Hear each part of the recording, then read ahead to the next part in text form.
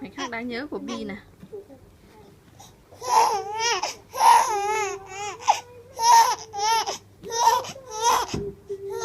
Bi ơi, chờ tí con, chờ tí.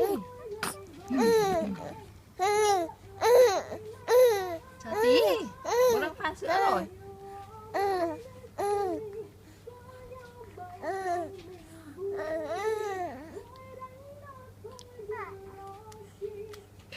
Bồm.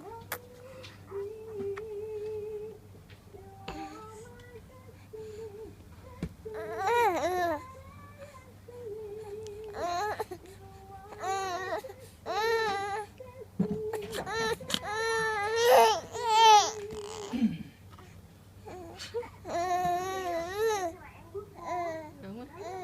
Chị ông ăn xong rồi, bây giờ đang nhún nhảy.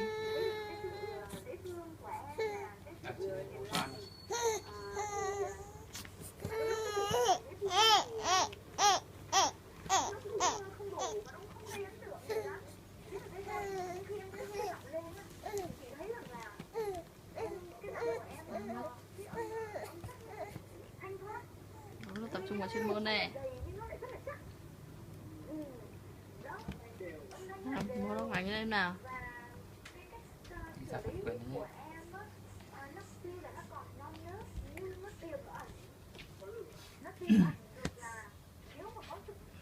Bún dạ ma bố. Dạ ma, dạ ma.